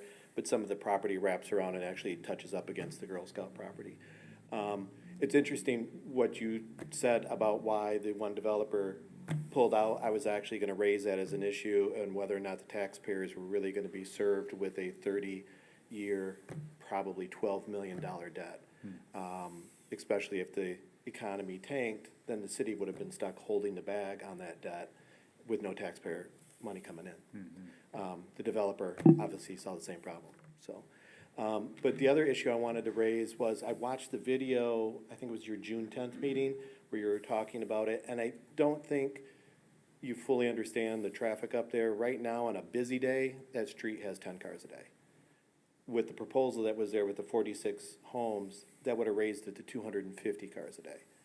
So I would have questioned whether or not the roads, the safety, the traffic patterns ever could have worked out with that. I think for any development that goes in there, that pinch point that's there on that corner where you'd have to get back to that property, it's not like taking a normal city street that has 50 to 100 cars a day going by. On a busy day, this street has 15 cars. There's only 6 homes back there in the back. There's 15 homes in the whole neighborhood, but in the very back, there's only 6. And most of those people are retired. So on an average day, you might have 5 cars go by. And you're gonna increase that with a development to 200 cars. So I think that's something that in any future development, you've gotta think about, the traffic patterns and how all that's gonna work back there. But, like I said, the financing side of it was what I was gonna talk about today, but the developer already saw that problem that, that I don't think that's something that all of the taxpayers in the city would approve of if they're on the southeast and west side, that they're for the next 30 years gonna pay a debt for development on the north side of town. Thank you. Thank you. Joel, you were kind of looking for some direction on where to go with the property, is that? part Sure, I mean, two, or- yeah, from, the reason I presented this is because I got the letter last week. I did send that letter to all of council, as well as my report before I informed the neighborhood, the ones that wanted to know. So, yeah, I'm looking for direction. This is probably the furthest we've gotten with a developer. Just for some clarification, the debt wouldn't be on the city through a TIF. The developer pays for all that infrastructure up front, and then we agree to pay him back the taxes over 30 years. That is generated just from that neighborhood. We don't have to dip into our general fund. It's a go or no go. I'll just say, I mean, since I've been on council, we've had a couple different developers that have come forward with ideas for that property. And it seems they always run into the same issue, which is the infrastructure, getting into the property off of Babylon not being a possibility because of the finance. I was very much for development in that area, but if we're gonna continue to just beat our heads up against that same wall, it may be time to look at something else, whether it becomes a nature preserve through some other organization, not the city running that. I don't know, I'm just throwing this out here as an idea, because I know that that entire neighborhood is very concerned with that property. If there's a way to do some sort of a co-op for it, I don't even know if that's a possibility, but that they would somehow take ownership of that land. Yeah, one idea, because Councilmember Morgan, Mayor Byrd, and Mayor Pro Tem Hands was on that council subcommittee, and Councilmember Morgan was pretty forthright to me. Well, Joel, we pay you to come up with ideas. What's your idea? This is what your job is. Right now, I'm of the mindset that we have a realtor appraise it, come up with a price on what that land is worth, and put a for sale sign at the end of the road and see what happens. I've had a resident come to me and say it's a darn shame that the Land Conservancy went to Armor-Trout Millbacher land and not here. Because this is a more nature preserve, where that is a lot of highlands and uplands that could have been developed easily. And they're like, man, we just missed an opportunity there. We could have got residential and nature preservation. I will reach out to Land Conservancy again, but I think my recommendation after having that conversation with, Councilmember Morgan is maybe I do reach out to the realtor that the city works with, get them to appraise it and say, this is what I would, sell it for. Well, that's usually how I want to go with it, because I don't like being a developer. That's how I've said for the hotel property, that's how I've said for this, just put it up for sale, fair market value, you come in, you buy it, you develop it how you want, as long as it meets into our master plan, I don't really care. I don't like being a developer. This isn't the job that I came on for, is to try to get people to do it the way that the council wants or this way, because then I just don't like it. So let's put it for sale is what I was gonna say tonight. See if somebody wants to buy it, see if maybe they wanna do whatever with it. As long as it meets our master plan. Private lift stations, all that good stuff.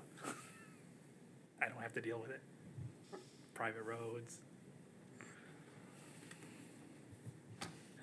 Any other comments from council for me on this one?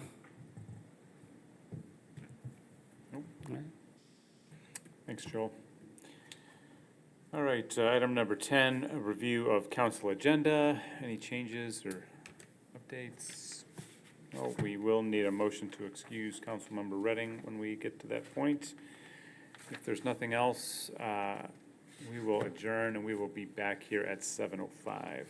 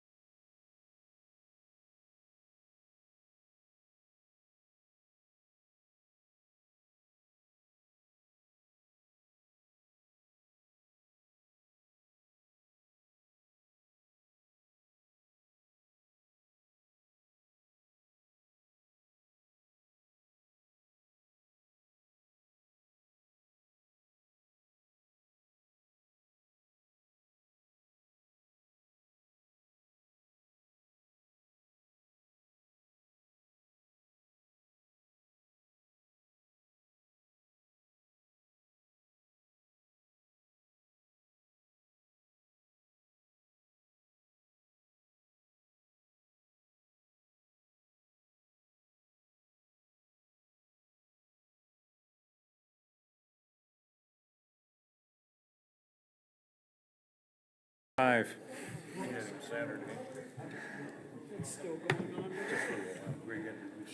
It's still 7:05. It's still 7:05. We will- Oh, oh, no. Oh, so I will call this meeting to order. Can we get a roll call, please? Sure. Councilmember Redding, Councilmember Zeter, Present. Councilmember Morgan. Present. Councilmember Andrus, Here. Councilmember Galloway, Here. Mayor Pro Tem Hands, Present. and Mayor Byrd. Here, You have a quorum. thank you. If you would join me in the. I make a motion to excuse Councilmember Redding. Thank you. Second. I just said it, didn't I? It has been moved and supported. All in favor, please signal by saying aye. Aye. Motion passes. If you join me for the Pledge of Allegiance. I pledge allegiance to the flag of the United States of America and to the republic for which it stands, one nation, under God, indivisible, with liberty and justice for all.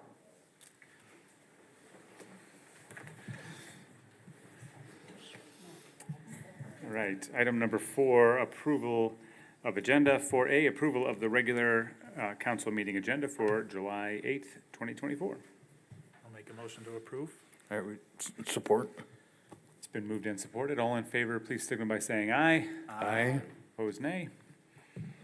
Motion passes. Item 5A, approval of the regular meeting minutes from the June 24th, 2024 council meeting.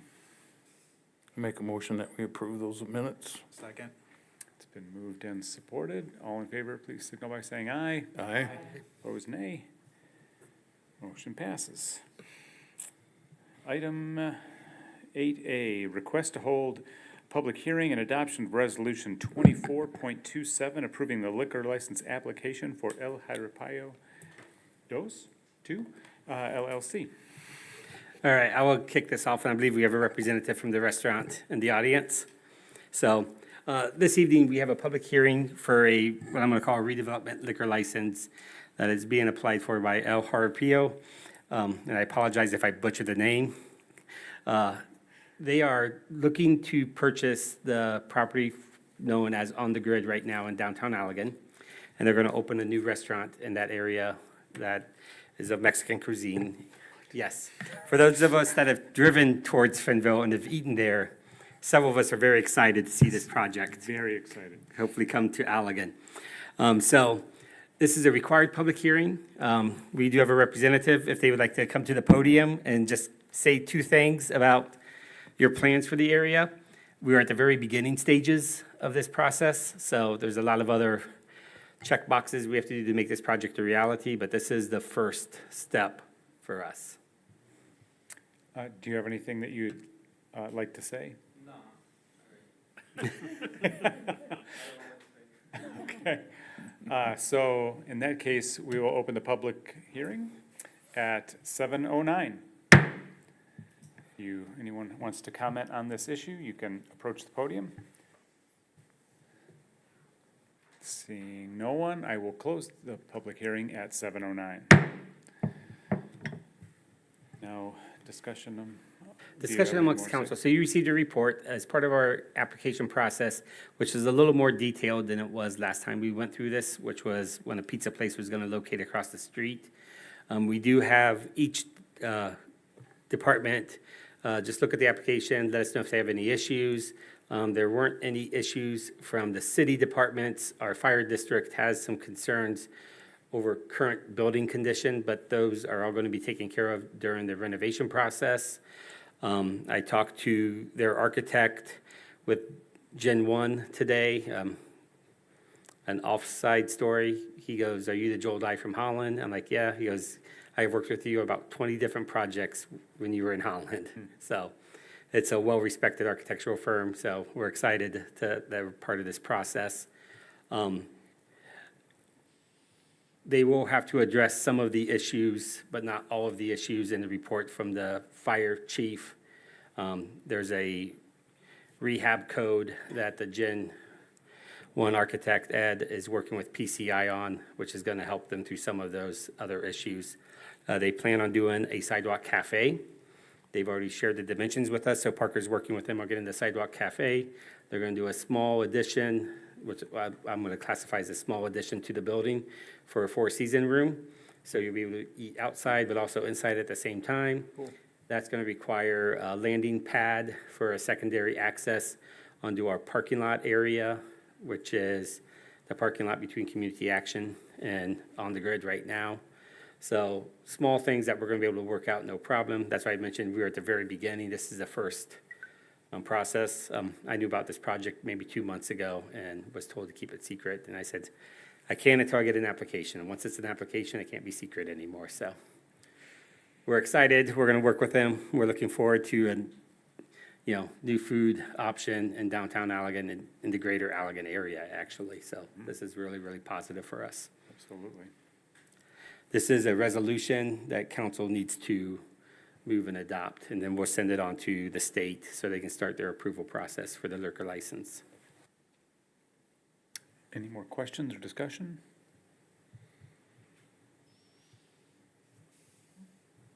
I make a motion, we adopt Resolution 2427. I support.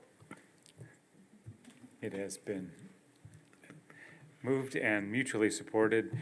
All in favor, please signal by saying aye. Aye. Opposed, nay. Motion passes. Thank you very much. Thanks for being here. All right, we'll move down to item number 9, public comment. If anyone would like to speak for public comment, you can approach the podium.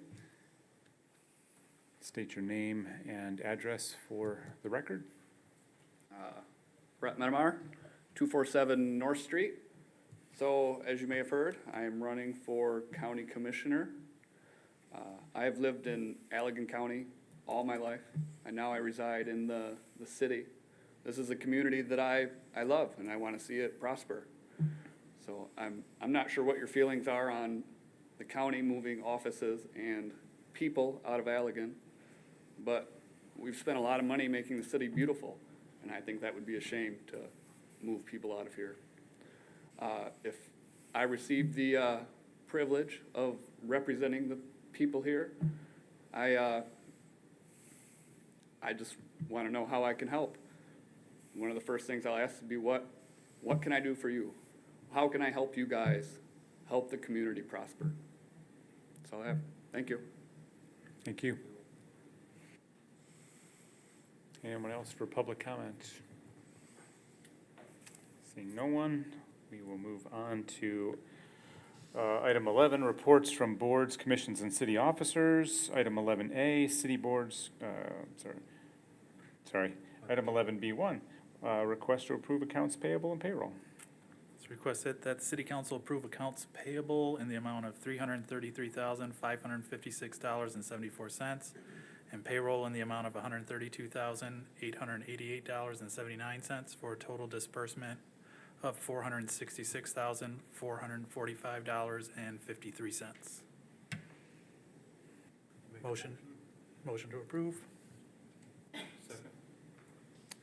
It's been moved and seconded. All in favor, please signal by saying aye. Aye. Opposed, nay. Motion passes. Item 11D1, request to authorize a purchase order and contract for Abonmarche for engineering services in relation to the TMF grant for water service identification in the amount of $80,000. Doug? Yep, so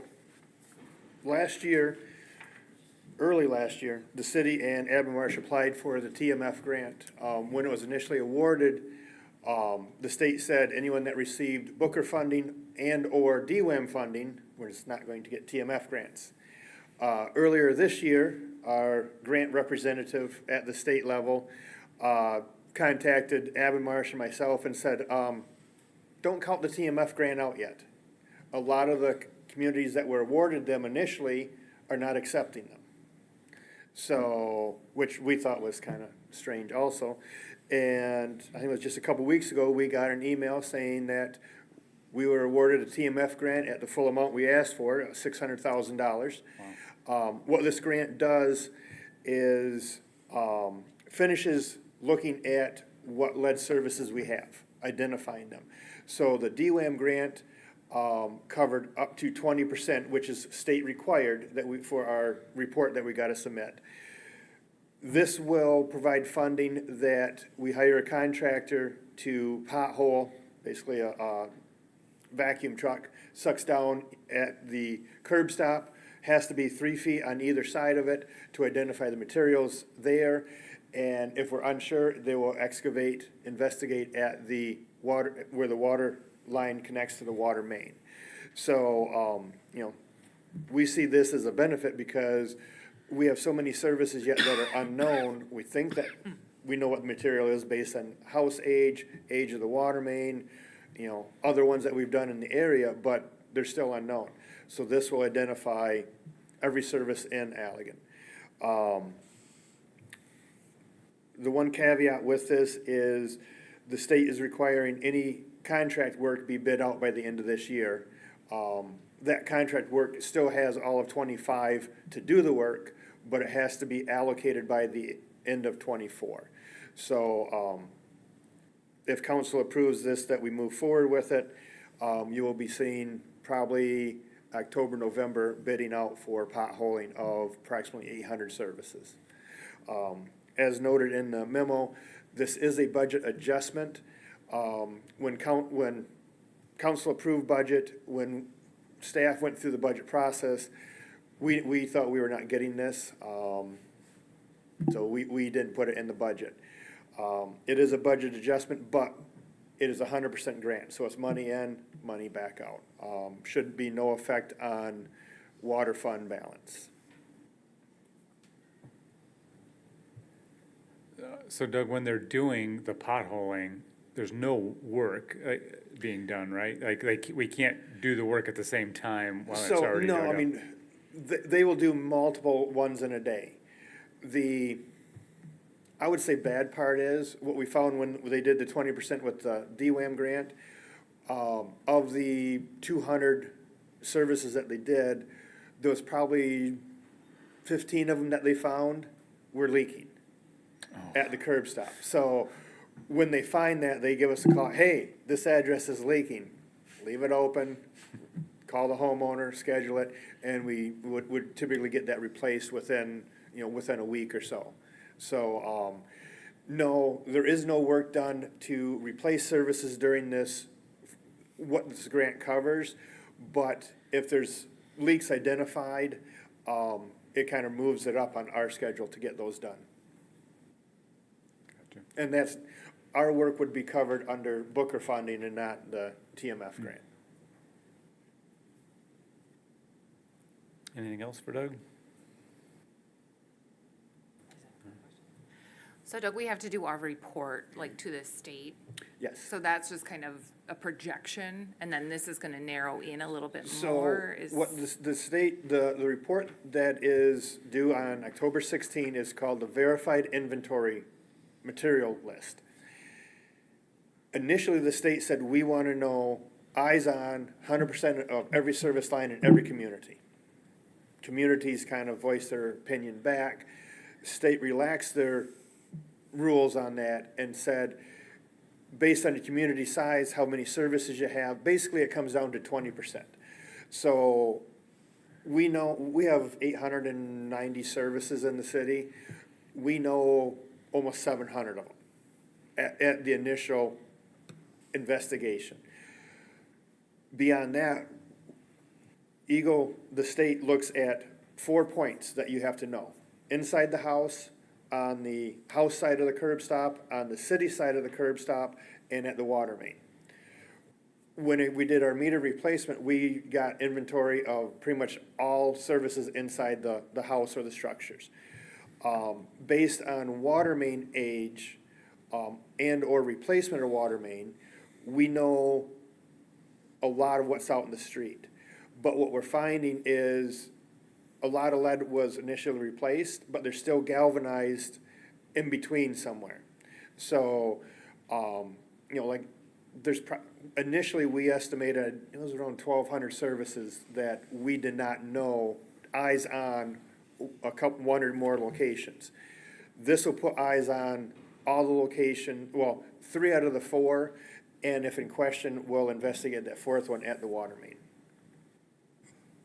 That's awesome, and I'm very appreciative that you guys continued to try for that, because this is a huge boon for us. Well, and I would just like to mention, it's not in the report, but with this grant, this puts, money that the city has received from the state, 100% unmatched money at just over $4 million for lead service investigation and replacement. So I think it's a very good thing for the city. If there's no more questions, we'll I'll take make a motion to approve the purchase order. I support. Been moved and supported. All in favor, please signal by saying aye. Aye. Opposed, nay. Motion passes. Thank you. Thank you, Doug.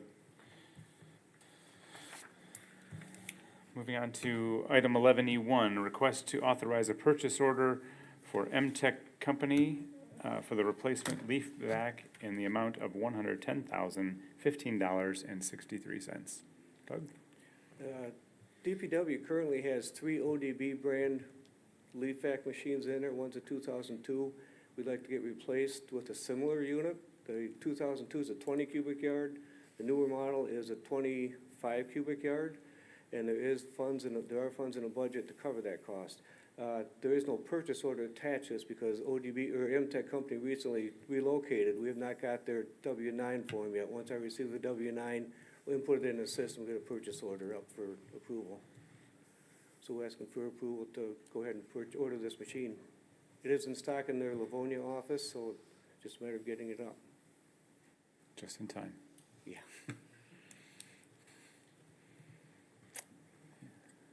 Make a motion to approve. Second. It's been moved and seconded. All in favor, please signal by saying aye. Aye. Opposed, nay.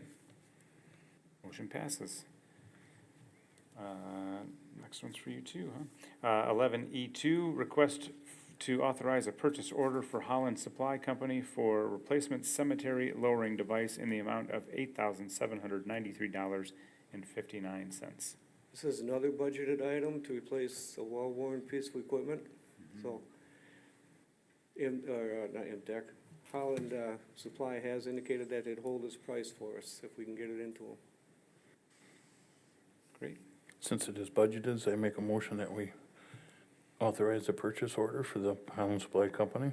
And since it's very much below what was budgeted, I'll support that. It has been moved and supported. All in favor, please signal by saying aye. Aye. Opposed, nay. Motion passes. And 11E3, request to declare various equipment as surplus items to be sold at auction. This is a request to auction off the replacement ODB unit. We're looking to get it advertised quick, so if anybody else is in the market for it, they can get it ahead of their leaf season, so.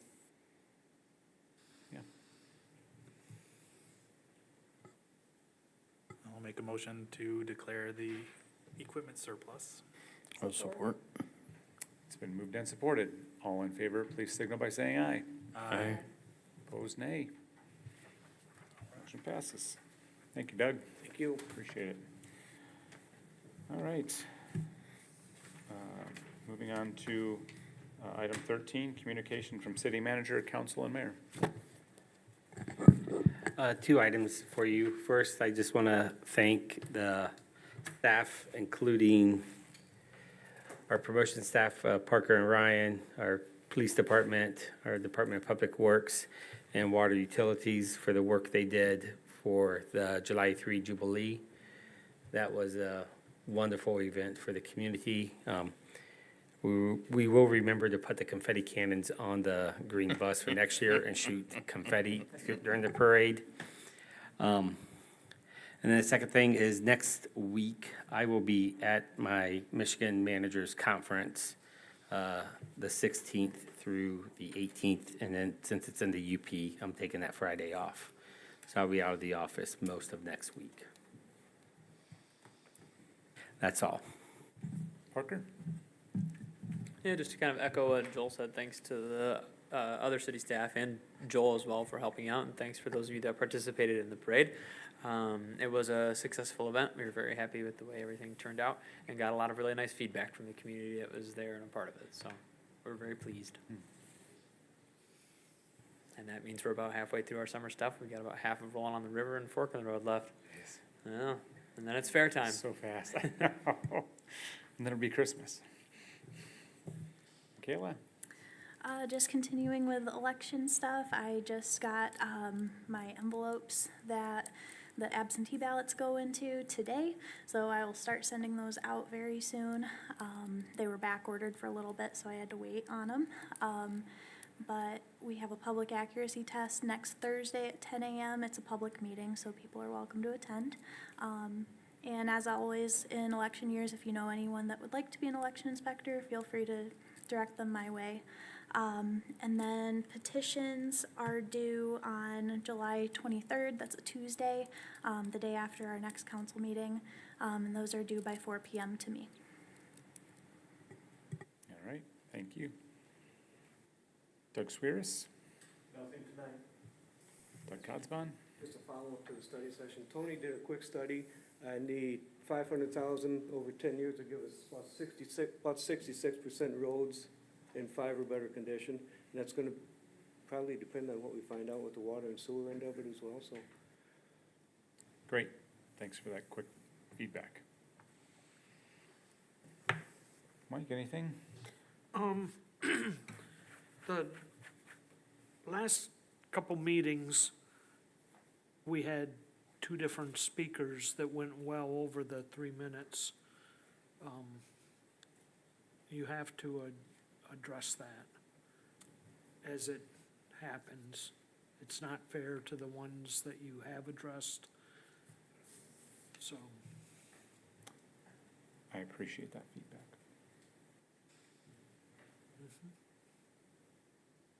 Peter? Nothing.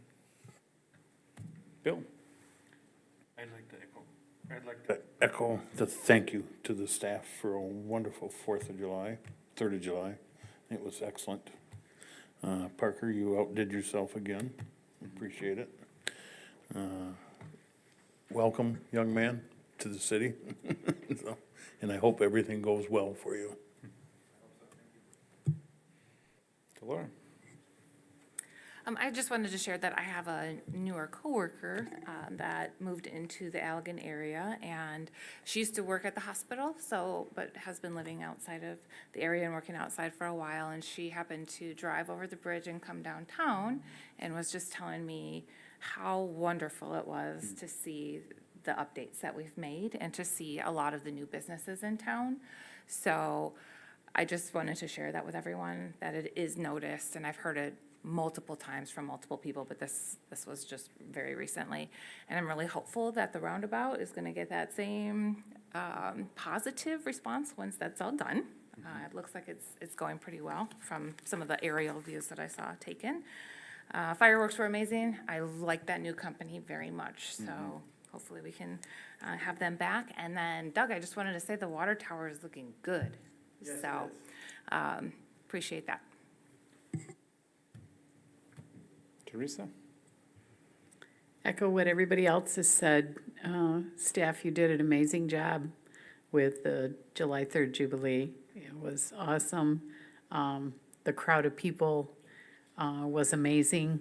You know, I didn't know with the construction and everything else going on that week, because of the 4th being in the middle of the week, how the turnout would be, but it was amazing. The only thing I would ask for is porta potties up on top. I use City Hall, but the rest, with our public restroom down below, porta johns were on both ends of the riverfront.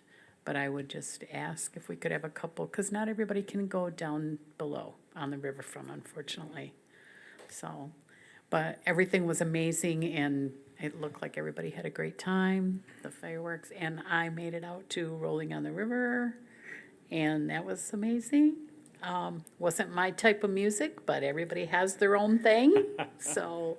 They But were everything, unique. everything was great, so it was very nice, very nice. And Doug's, both your crew did a great job too. We gave them a hard time, so. Thank you. So I'll echo the echoes of the echoes. Yeah, Jubilee was a blast. It always is. It's one of our favorite events. That and New Year's Eve are probably the two favorite events.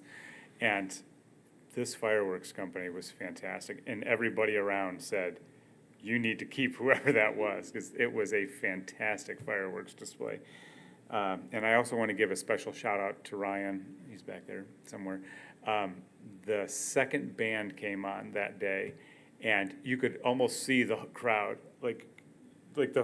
it was just so, it just wasn't right, and it was too loud, and we were in a perfect vantage point, and I watched Ryan just start working the board, and all of a sudden, like, it just mellowed out, and it was great sound, but I'm like, he's just a wizard on that soundboard, and we're lucky to have somebody, because that could ruin an evening if your sound guy doesn't know how to balance things. So thank you, Ryan. And last thing, we were also down at Rolling on the River, and as we parked up by Tilt and walked down, and there was a couple putting their chairs up, had a little bitty table, had a tiny like propane gas grill. I was like, and I was kind of I just said, you guys got the whole setup going, and they said, we had no idea all this was going on down here. And so I said, are you new to town? And they said, no, we're actually from Saugatuck, and it's too crazy there this weekend, so we came down here, like, for peace and quiet, basically. But they were like, this is so cool, like, this happened. And we said, this happens every Friday. And they were like, you're kidding, you guys do this every week? So it was just nice to see people from around coming and experiencing, surprised that so many cool things are happening in Allegan. So, yeah, it was good. It was a good week. So if there's nothing else, thank you for everyone. Welcome. We're excited to have you here. Thank you all, and I will adjourn the meeting at 7:32.